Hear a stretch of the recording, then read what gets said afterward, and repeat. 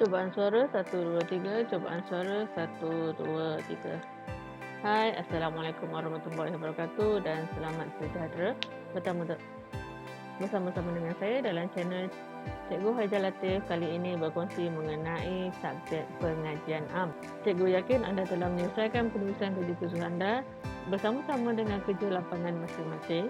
Oleh demikian, step yang seterusnya adalah anda perlu membuat viva.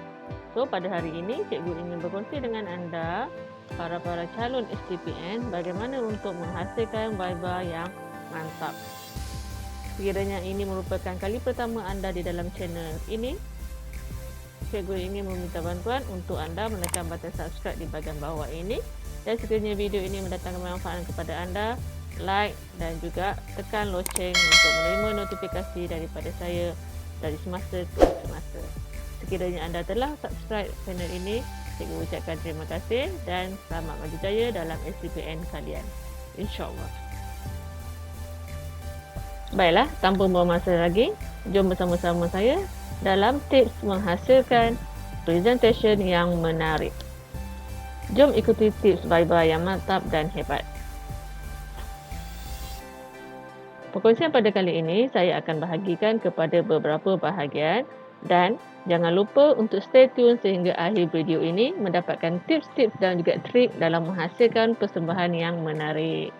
Okey, yang pertama adalah sebelum persembahan.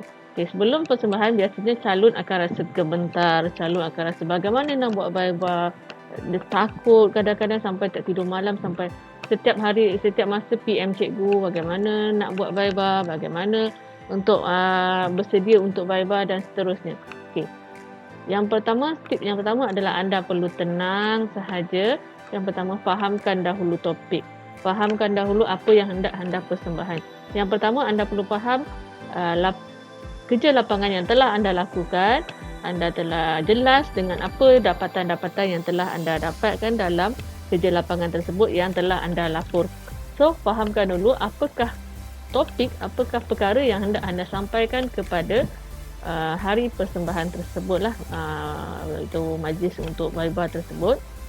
Selain daripada itu, presenter ataupun calon perlu membina slide yang baik. Slide yang baik membawa maksud, tidaklah perlu terlalu banyak slide-nya. Cukup sekadar 7 ke 10 slide ataupun boleh saya katakan 10 ke 15 slide untuk anda mempersembahkan hasil kajian anda. Bermula daripada tajuk, maklumat calon, objektif kajian, lokasi kajian, kaedah kajian, dapatan kajian, seterusnya perbincangan dan juga rumusan dan sedikit kesimpulan, di mana ini para calon telah pun laporkan dalam kerja penulisan anda. So, hanya anda perlu hasilkan slide yang baik, slide yang cantik, slide yang simple tapi concise tentang perkara-perkara tersebut. Slide yang baik, slide yang cantik, yang mantap perlulah mempunyai kata kunci sahaja dalam salah satu slide tersebut. Tidak perlulah calon menghasilkan slide yang penuh dengan wording. Di mana apabila penuh dengan wording, penonton akan mudah rasa bosan, penonton akan mudah rasa mengantuk, di mana mata mereka akan membaca wording yang anda persembahkan, sampai itu telinga mereka mendengar anda membaca wording tersebut. Untuk apa? Useless benda itu semua. So, yang mudahnya anda hasilkan slide yang ada gambar yang berkenaan dengan tajuk anda ataupun objektif anda ataupun contoh kata kunci yang tertentu. Sebagai contoh, anda nak buat metodologi kajian, hanya menyenaraikan kaedah-kaedah kajian yang digunakan dan anda gunakan wording-wording yang panjang tadi untuk sebagai skrip anda dalam persembahan viva tersebut. Sedikit triks untuk slide ini, anda juga boleh menambahkan sedikit grafik dan animation untuk menarik perhatian penonton apabila anda membuat persembahan. Okey, selain daripada itu, sebelum persembahan anda perlu pastikan apakah pakaian yang hendak anda gunakan semasa persembahan viva tersebut. Entire perlulah sopan, entire perlulah formal.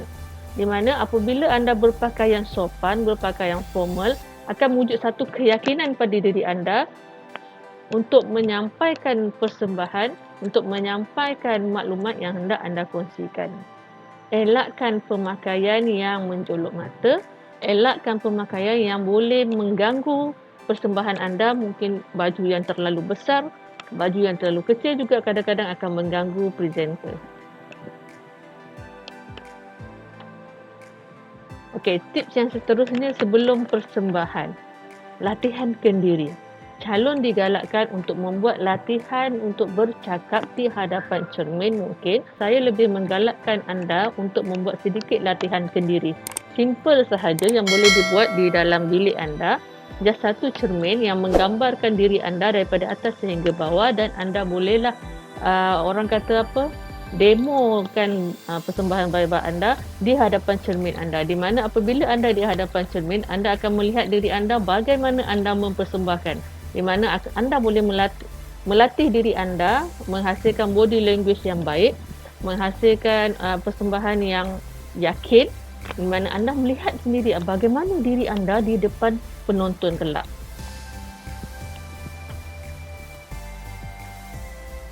Baiklah, selepas anda mungkin sehari selepas itu anda dah buat latihan kendiri, pada hari persembahan, semasa persembahan apa yang perlu dilakukan? Okey, anda sebagai calon perlu bina engagement, perlu membina orang kata perlu ada eye contact dengan para penonton, dan juga perlulah mempunyai suara yang mantap, yang jelas. Di samping juga dengan dibantu dengan bahan slide yang telah anda hasilkan sebelum persembahan tersebut. Selain daripada itu, anda perlulah menggunakan bahasa yang mudah difahami. Sekiranya berlaku kesilapan, jangan takut, jangan panik. Just minta maaf saja. Okey, minta maaf. Dan awak teruskan lagi persembahan anda mengikutlah apa yang nak dikongsikan di situ.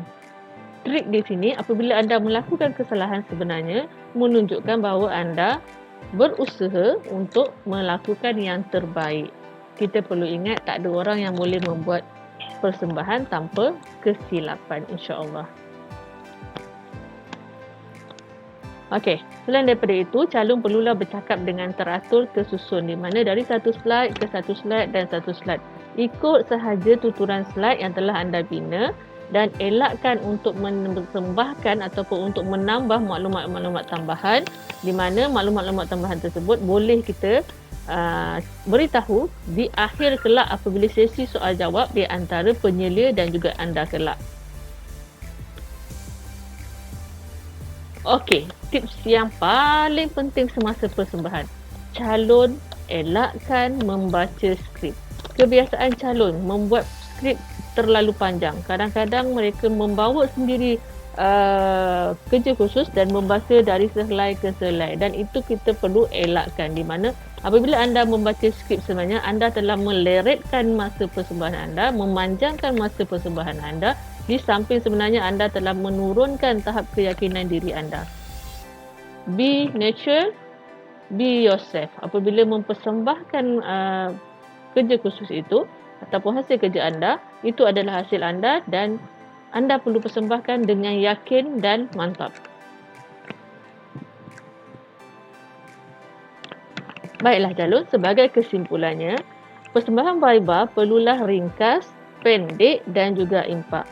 Tidak perlulah terlalu panjang, cukup sekadar 10 ke 15 minit untuk lebih kurang 10 slide, cukup 10 ke 15 minit. Dan sedikit trik yang terakhir, pastikan tulisan dalam slide tersebut perlulah besar dan juga jelas. Mungkin calon boleh menggunakan 40 ke atas jenis poin tersebut, dan anda juga bolehlah menyeragamkan poin-poin tersebut, minta maaf, menyeragamkan jenis-jenis tulisan daripada slide pertama dan slide kedua untuk mengelakkan kekeliruan penonton apabila membaca. Tidak perlulah slide pertama nanti nak italic cengek, slide yang kedua bold besar sangat, itu slide yang ketiga kecil pula.